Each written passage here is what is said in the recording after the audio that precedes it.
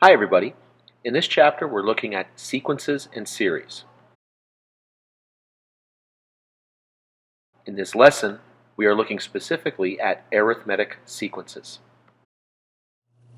Okay, so a sequence is just a pattern of numbers. Okay, that's all it is. You got a whole bunch of numbers here with little commas in between. We call that a sequence.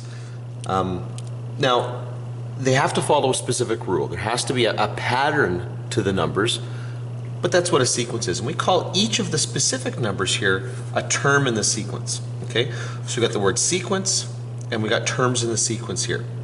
Now, these sequences, as it says here, can be either finite or infinite. Okay, in a lot of cases, we just assume that they go on forever, that they're infinite sequences, but they don't have to be. And when they are infinite, you're going to see the little ellipsis at the end here. So, for example, this one right here. In fact, let's take a quick look at this first one. I'll zoom in a little bit here. Whoops, other way. Let's take a look at this first sequence here. 2, 5, 8, 11, and then so on here. Okay, right? Now, if there hadn't been the ellipsis there, that would have been what we call a finite sequence. Okay, so in this case right here, what's the rule? Well, we start at 2, and if you notice here, we just keep adding 3 to get to the next term in the sequence. This next one here, 1, 2, 4, 8, 16. Okay, and again, on and on forever here. Notice that we're starting at 1, and then what are we doing? We're multiplying by 2 every step along the way to get to the next term in the sequence. Okay. This next one here is the Fibonacci sequence, and I spelled that wrong. This is a really famous sequence, and I would love to go into more detail about the significance of this pattern of numbers, but just suffice to say it's an important sequence in math. And the way we work this here is we start it with 1 and 1, and when you add those together you get 2.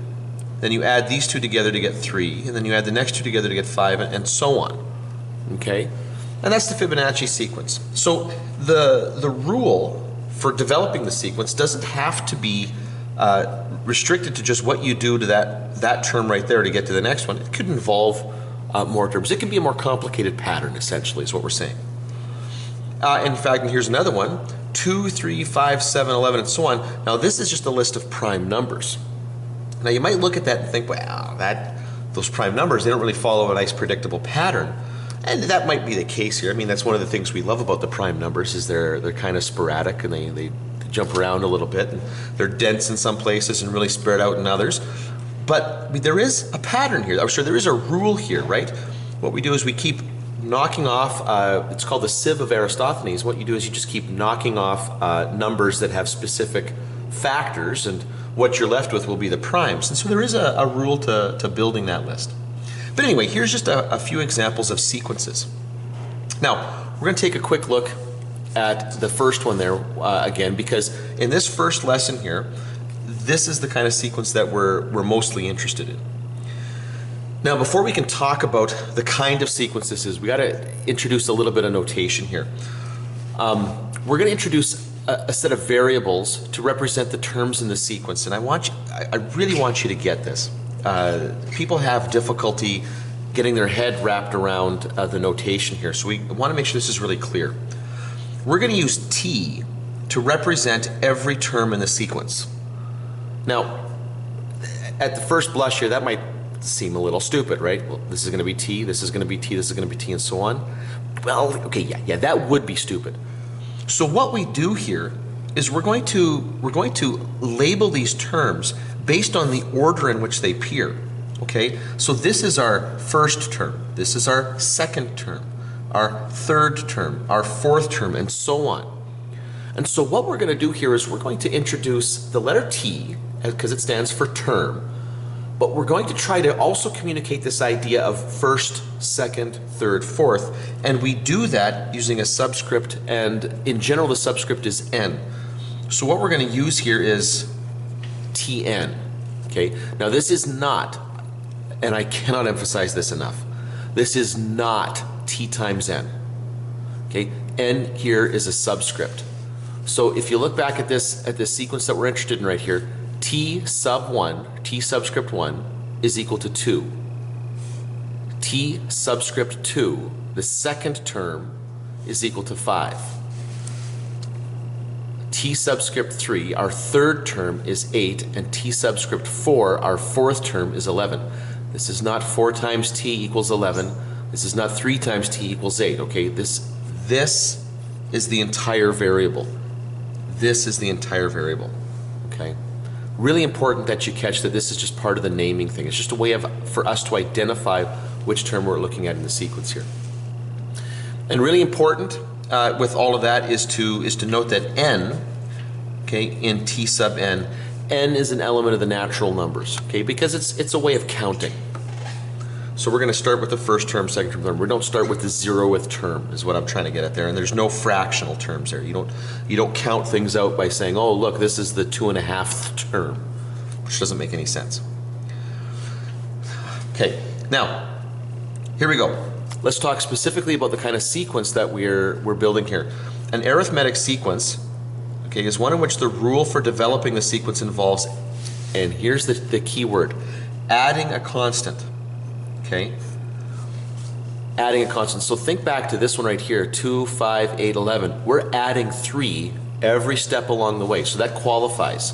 Now the constant doesn't have to be positive, okay? This could be a positive or negative constant, okay? Meaning that the value of the arithmetic sequence here could be going up or could be going down, okay? But it just moves up and down through addition. Okay, and we call that particular value there, the number that we're adding and subtracting, the common difference. Now the reason we call it the common difference here is because, well, take a look, if you look back at that, or think back at that sequence that we were just looking at here, 2, 5, 8, 11, and so on. If you take the first 2 terms, term 1 and term 2, and subtract them, okay, term 2 minus term 1, you get 3.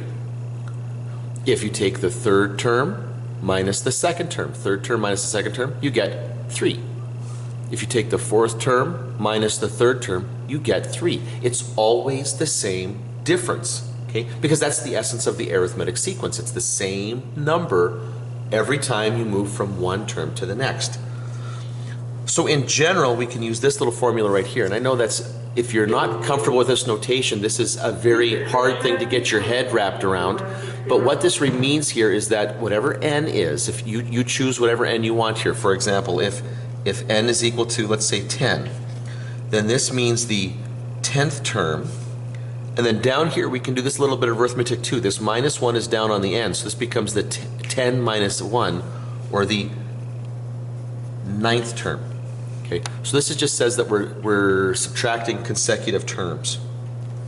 Now let's look at how this particular sequence was built, and this will give us a sense of how all arithmetic sequences get built.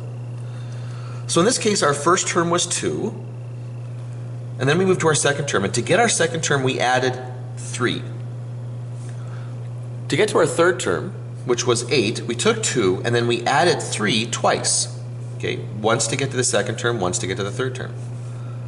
Okay, to get to our fourth term, we added 3 times. Now there is a pattern here. Now I'll throw this 1 in here to kind of maybe make this make more sense here. For our second term, I added 3 once. For our third term, I added 3 twice. Fourth term, I added 3 times. You could even go up here to our first term and think of it like this, where you added 3 0 times. But what I want you to know here is that the number that we multiply by that common difference is always 1 less than the term number we're looking at. And so we can build this formula right here, what we call the general,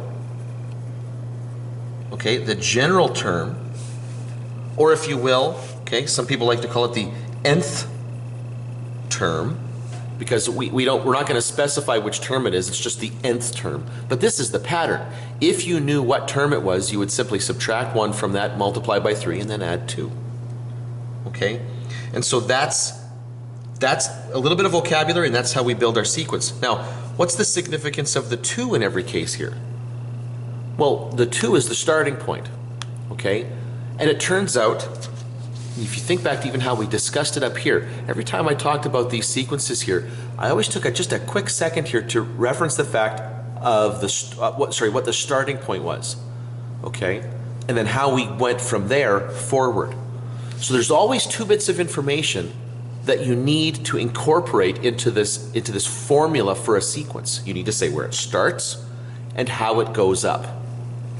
And so now, if we use the letter A, and there's in this little paragraph here, this is really the key bit of information here. if we use the letter A to be T1, okay, and most of the time we do, then this right here, or these two formulas, represent the general term of an arithmetic sequence. Okay, I can find any term I want if I know the A, the first term.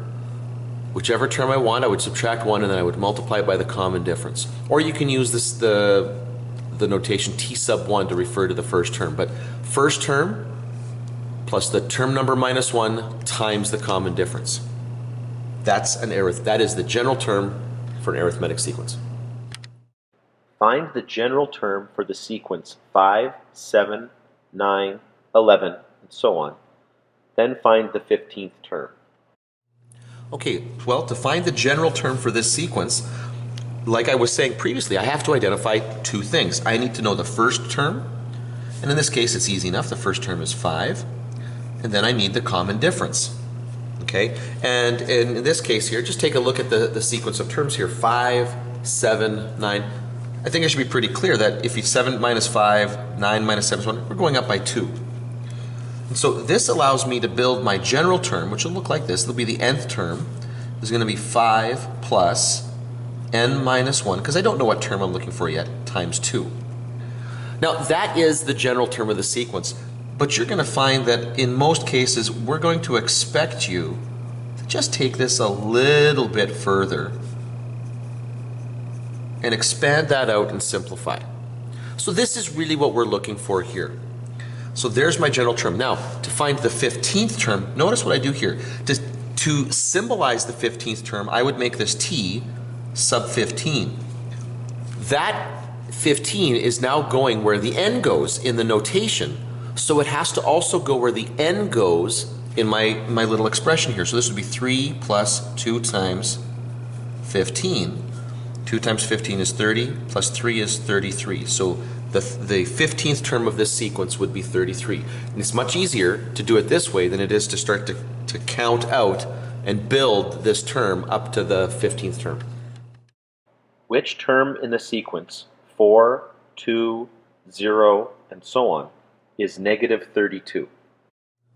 Okay, so to figure out which term in the sequence is negative 32, I need to build my general term, okay? But I'm going to work this one through a little bit backwards here. As opposed to the previous question, where I knew which term I was looking for and I just had to figure out what that value was. Like I knew I was looking for the 15th term. In this case here, I know that last term is negative 32. I just don't know which term it is. So here again, we're going to have to build our general term. So our a value, our first term is 4. Notice in this case here, if you compare those terms here, like 2 minus 4 is negative 2, 0 minus 2 is negative 2. Our common difference is now negative 2. So our general term will be 4 plus n minus 1 times negative 2. You really want to put that in brackets there so that you get that correct when you work with it. I'm going to distribute the negative 2 through, so 4 minus 2n plus 2, which gets me 6 minus 2n. So that's my general term. Now what I want to do here is I want to investigate the negative 32. Now this isn't the n value, that's what I'm looking for. This is the tn value. This is the term, okay? So negative 32 is now going to equal 6 minus 2n. There are two terms on this side and I'm looking for the n here, so I'm going to get rid of the other term. I'm going to subtract 6 from both sides, so negative 38 will equal negative 2n. And when you divide, we'll get that n is equal to 19. So therefore we know that the 19th term is negative 32. For the sequence negative 12, negative 9, negative 6, and so on till 33, determine the general or nth term, the 10th term, and the number of terms in the sequence. Okay, so the first thing we're asked to do here is to come up with the general term, and then we're going to figure out the number of terms in the sequence, because this is a finite sequence. Notice the little dot dot dot here followed by a number, okay, but there's no dot dot dot after it. This is a finite sequence. It ends right there. The first thing I'm going to do though is I'm going to figure out the general term here. Well, as we've done before, we need to identify the first term, and now we need to identify my common difference and just compare the values here, consecutive values, negative 12, negative 9. Now, sometimes it's a little hard to see when all the negatives are there, but this is actually going up by 3. Negative 9 minus negative 12 is 3. Negative 6 minus negative 9 is 3. So my general term, my nth term, will be negative 12 plus n minus 1 times 3. Now again, I'm going to distribute that 3 through and then subtract, so negative 15 plus 3n. Now, to determine the number of terms, I need to kind of figure out which term in the sequence 33 is, because it's the last term, so whatever term that is, if it's the 10th term, then there are 10 terms in the sequence. Okay, so what I'm going to do here is put this 33 in for my tn, in for my term variable there, minus 15 plus 3n. I will bring the 15 over, and so this will become 48 is equal to 3n. And when we divide, we will get 16. So that means there are 16 terms in the sequence. If Tn is equal to 5n minus 2 is the general term of an arithmetic sequence, find the first 4 terms. So this question is just about applying the general term here, just to make sure that that makes sense here. So here's the general expression for an arithmetic sequence. We just want to find the first 4 terms.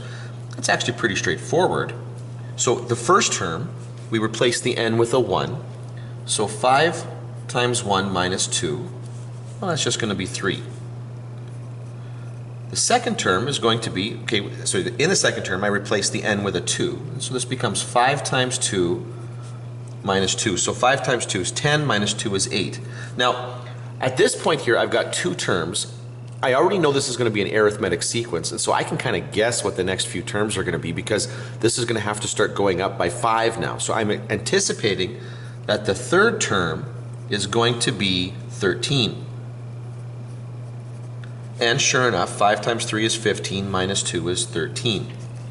I now anticipate that the fourth term is going to be 18. And when I replace n with 4 in the expression, in the notation and in the expression, 5 times 4 is 20, minus 2 is 18, and I was correct here. So once you kind of see the pattern from the first 2 terms here, you can really anticipate what the rest of the sequence is going to look like. Find the missing terms of the sequence blank, blank, 6, 7.5, 9. So this is a finite sequence. Okay, we're given the last 3 terms here. Find the missing terms of the sequence. Well, we just got to figure out what the d is here, what the common difference. And it's not a very fun number here, but if you do 9 minus 7.5, you get 1.5. And in fact, 7 minus 6 is also 1.5. So what we're doing to go from term to term, in this case, is adding 1.5. So if I want to go backwards, okay, really all I got to do is subtract 1.5. And so this is going to be 6 minus 1.5, or 4.5. And then to go back one more, I'm going to go 4.5 minus 1.5, and the answer there is 3. And so that's how I would get those missing terms here. In a situation that looks like this, we're going to see a few other examples where there's missing terms, and I would approach those differently here. But because I'm given consecutive terms, I can see what d is very, very quickly, and then I can just apply the d to find those missing terms. In the other questions we look at, it's going to be more difficult to find the d. Find an arithmetic mean of the values 5 and 13. Okay, so let's talk really quickly in this case about what we are intending with the word arithmetic mean. It's actually really straightforward. What we want to do here is we want to put a number in between 5 and 13 that completes this arithmetic sequence. Okay, and you can have all sorts of arithmetic means, like any number of arithmetic means. We could have put 5 or 6 numbers in between here. We would have called them all arithmetic means. Now, normally when you use this word mean here, it comes across as an average. Okay, that's the context that you typically register that with. And in actuality, when you're talking about an arithmetic sequence, it is the same thing. Okay, what we're going to see here is 5 plus 13 is 18 divided by 2 is 9. This number here is going to be the average of those two. When there's just a 1 in between, it's a very simple average calculation. Now, I'm going to show you another way of dealing with this, though, because in a more general question, you need a different approach here. So in this little bit of a sequence that I've got here, I know that A is 5. I don't know what D is, but I know that my third term is 13. And so this is the information I'm going to use here. Because remember, to get to the 13th term, I needed A and I needed D. So if that's true, then algebraically, I should be able to get the thing that I'm missing here, the D value. So I'm going to plug this in to my general term of a arithmetic sequence, which looks like this. Okay. Now, I know that the third term is 13. Now remember, that third term means it's going to look like this. I know that the first term is 5, and what I don't know is D here. So I'm going to bring the 5 over, so 13 minus 5 is 8. 3 minus 1 is 2. And when you divide, we get that D is equal to 4. And now, that's all I needed. Okay. Starting at 5, if I go up 4, I do in fact get 9, just as I predicted a little while ago. The answer is 9. Find 3 arithmetic means for the values -9 and 27. So this question right here is a good example of what I was kind of hinting at in the previous question. We're going to put 3 arithmetic means between -9 and 27. So that's -9, comma, blank, blank, blank, 27. So now, the word arithmetic mean here, or the word mean actually makes sense here, because if I wanted to get the middle term, I could, in fact, take the average of these two, and then to get this term, I would take the average of these two, and then get the third missing one here, I would take the average of these two. Now, that's great if there's an odd number of well, not even all of those, but in many cases, these odd number of arithmetic means allows for that kind of an approach. But if you had like an even number of unknowns between two values, that really doesn't work that way. So the best way to do that is to build a sequence. So we're going to let A equal -9. And in this case, we've got first, second, third, fourth, fifth. The fifth term is 27. And it's in this bit of information here that we get most of what we need here. Okay, because this fifth term here, in order to get to the fifth term, I would need to have known the first term and what I'm going up by. So I can use this one algebraically to pull out that D value, because that's really what I need. So we're going to take a look at our general formula, and we're going to plug in what I know. 27 is the fifth term. Okay, and I know that A in this case is -9. That's the first term. So the only unknown I get in this expression here is the D. So I'm going to add 9. So 36 is equal to, and then 5 minus 1 is 4. And then I'll divide, and we'll get that D is equal to 9. So I'm supposed to be going up by 9 at every step along the way. So that means starting at -9, if you add 9, you go to 0. So there's the next term. Add 9, you go to 9. Add 9 gets you to 18. And then when you add 9 one more time, you get to 27. So we're also getting that last term in that sequence. That's a nice confirmation that we've done that correctly. Find the general term and the eighth term for the sequence 8 root 3, 11 root 3, 14 root 3, and so on.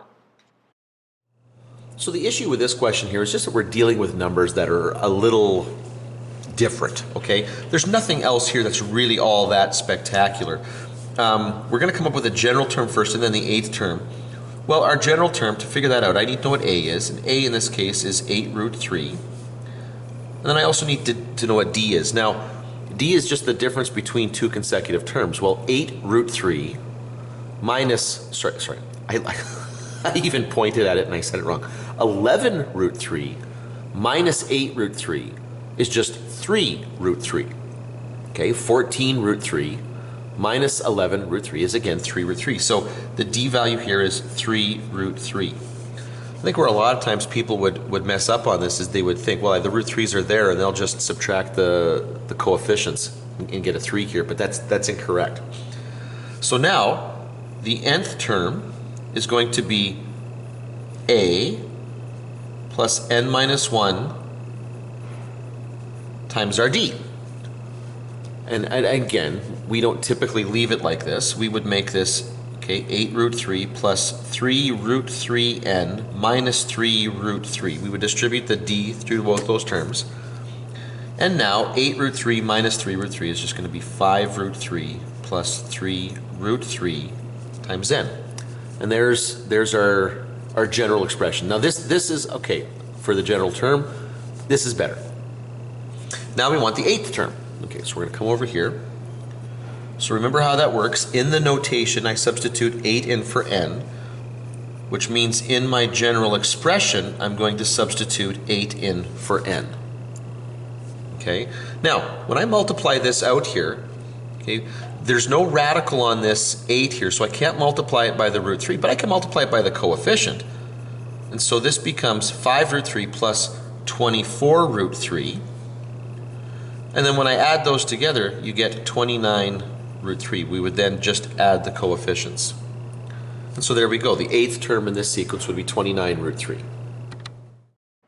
Find the general term and the 30th term for the sequence that has the first term equal to negative 3z and the common difference is 7z. Okay, this question's a little involved, okay, because there's a bit going on here and there's some variables in here. There's a lot going on here. So we want to find the Tn term, okay, the nth term, the general term, and then the 30th term. Well, we know that the first term is negative 3z. So, okay, I know that a is negative 3z. I also know, I'm looking for the 30th term. I know that d is equal to 7z. So that's all I need. Whoops. That's all I need to figure out what the general term is. But it's a little intimidating to have these variables in here. But don't let that throw you off. There's nothing weird about the math here. You just keep going with those values here. So my general term, Tn, is going to be a plus n minus 1 times d. Okay. That is my general term. But I'm going to simplify this by distributing the 7z through. So I'm going to get 7zn minus 7z there. And then I'll combine those two to get negative 10z plus 7zn. And again, although this is my general term, this is better. So now I want to find the 30th term, meaning that in this notation here, what I'm going to do is replace the n with 30. And if you replace the n with 30 in the variable here, we're going to do it in the expression. So negative 10z plus 7z times 30. So negative 10z, now we just multiply what we can here. This is going to be 210z. And then negative 10z plus 210z is just going to be 200z. Now, okay, granted, I don't know what the answer is as an exact value in terms of, like, I don't know what the number is because I don't know what z is. But I also didn't know what the starting point is and what the d value was because I didn't know what z is.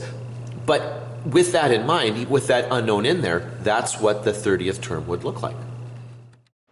Assuming that 2x minus 8, x plus 9, 3x minus 4 is an arithmetic sequence, what is the value of x?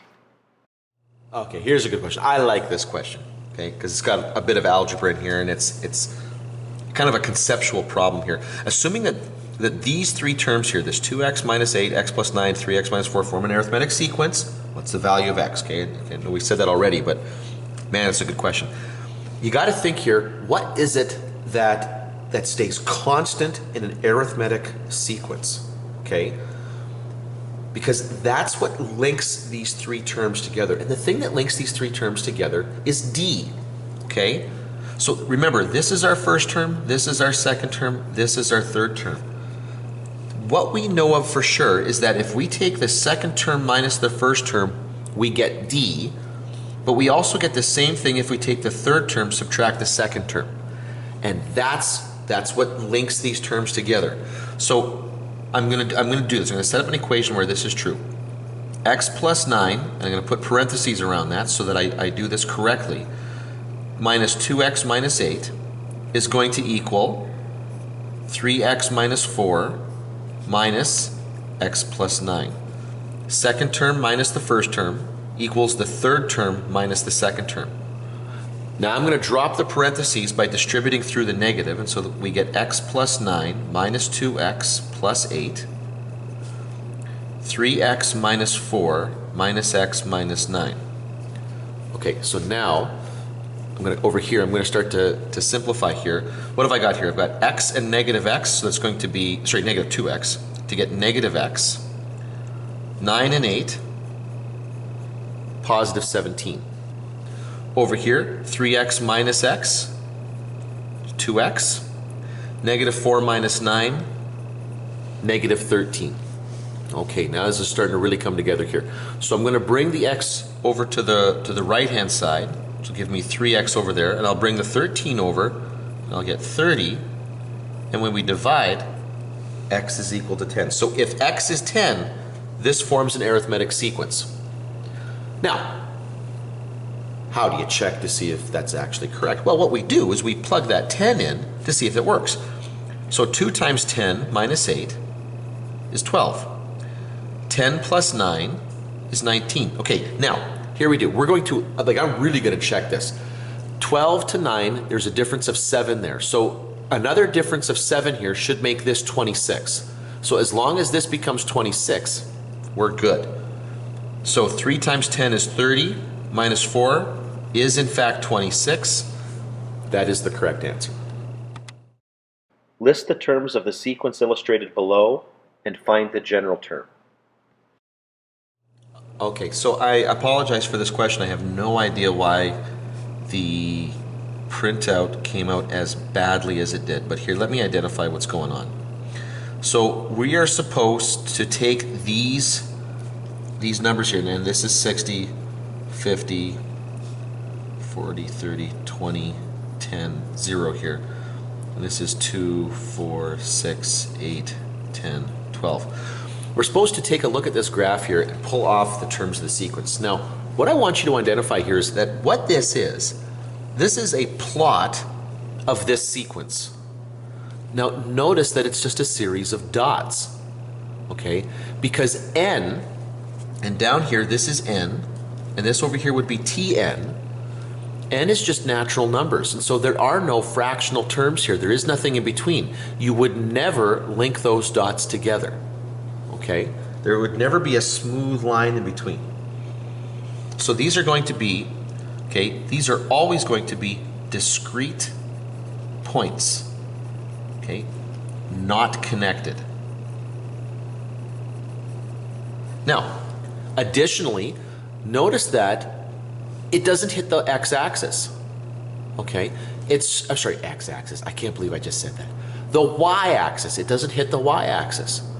Okay, it goes up to it, but it doesn't go here because remember, with n is an element of the naturals. If the first natural number is 1, this is the first term. There is nothing over here. It stops right here. So it only begins here and then continues on forever. That would be true of the graph of any sequence. Okay, so doesn't touch the y-axis. Okay, now list the terms of the sequences illustrated below and okay, well there's only one sequence illustrated below here. So here are our terms here. T1, what did we got here, is basically 55. T2, what do we got here? 50. T3 looks like 45. Okay, and at that point there, we can just allow this to keep going because I think that's enough to establish the pattern. So we've got, what is it? We've got 55, 50, 45, and now you can kind of guess at it 40, 35, and so on. And this goes all the way down to 0 because I assume without a little arrow at the end here that this is a finite sequence. It's supposed to end there. So now we're going to find Tn. Okay, Well, we know that our A value here is 55. And I can tell, just based on my list of sequence, that my D is going to be -5. I'm dropping by 5 every time. So now my general term, my nth term, is going to be 55 plus n minus 1, and in brackets, -5. Okay, in brackets, because I don't want to think of this as -5. It's multiplied by -5. That is my general term, but I'm going to do better than this. Oops, sorry. I'm going to distribute that -5 through. And so now this will become 60 minus 5n. And here's my nth term, my general term there. And that's what we were looking for the whole time. Okay? It's an interesting question to go through and plot the terms of an arithmetic sequence. To rent a banquet hall costs $600 plus $25 per person. Find the general term and compare it to y equals mx plus b. Okay, so this question here, we're comparing this to an arithmetic sequence here. Okay, to rent the banquet hall costs $600. Now, it doesn't matter how many people show up here. If nobody shows up, you're still going to pay $600. That's kind of like your starting point there. Okay, the first term in this sequence here is going to be 600.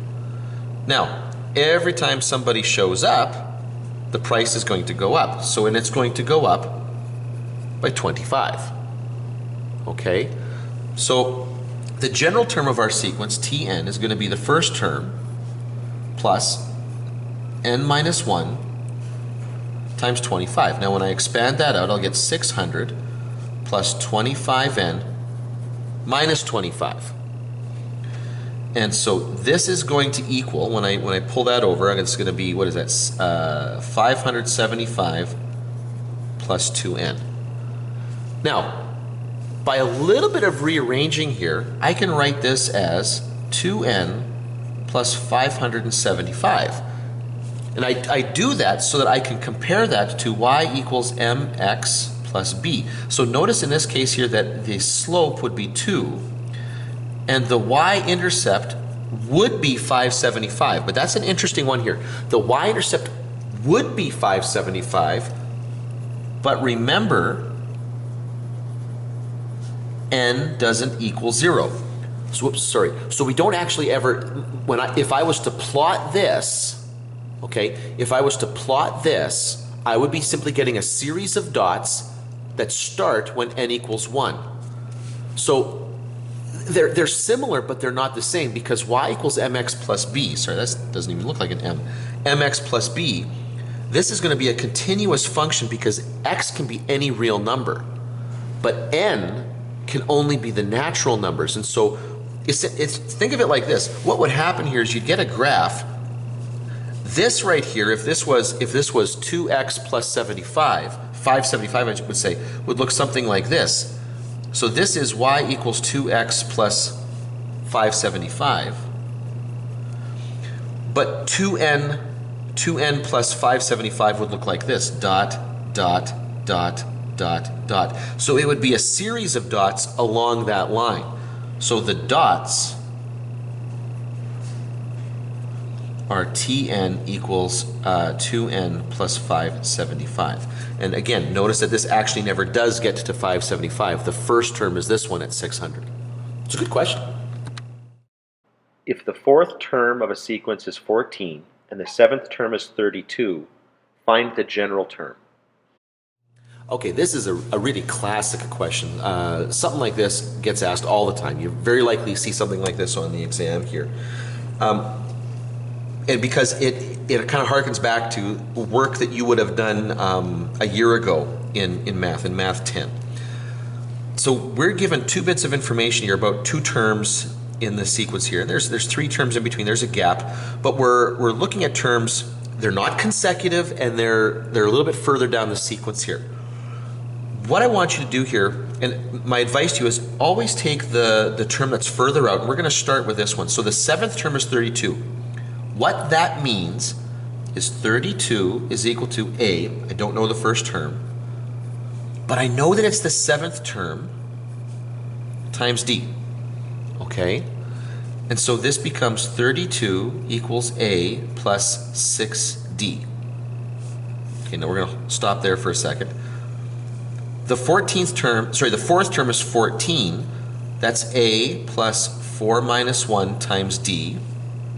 Again, I don't know either one of those, but this gets me 14 is equal to a plus 3d. I've got two equations here with two unknowns. Now think back into Math 10, and that's a system of equations. So we're going to write this out again on top of each other. Here we go. Now this system here can be solved in a few different ways, but I would suspect most of you would look at this immediately and see elimination there, right? Because if you take and subtract those two equations, you're going to get rid of the a immediately. That will almost always be the case with these types of questions. So if we subtract that, 32 minus 14 is 18. A's cancel, and we're left with 3d. Divide, and we get that d is equal to 6. Okay, excellent. We needed that. So now, with that in mind, I'm going to go back up into one of these originals and try to figure out what a is. Now, I'll probably go back into the second one here. So 14 is going to equal a plus 3 times 6. So that's 18. And when I subtract, I'll get negative 4. So negative 4 is my a term here. So now I can plug both those terms into my general term. So my general term will be negative 4 plus n minus 1 times 6. But again, this is fine as my general solution, or my general term here, but what I would typically want to do is expand that out. So I'll get negative 10 plus 6n. And that's what I was looking for in this question. It's a good question. If a and b are the first two terms of an arithmetic sequence, find the next two terms. Okay, so we're going to finish off this lesson here with a question that's can be a little confusing. Okay, we are told that a and b are the first two terms of the sequence. That's all we're told, nothing else. And we're asked to find the next two terms. Well, obviously, and you have to think it through like this. Obviously, I'm not going to come up with numbers for this. Okay, I don't have numbers to start with. I've got very little information. Okay, I have to kind of force what I know about arithmetic sequences to be true here.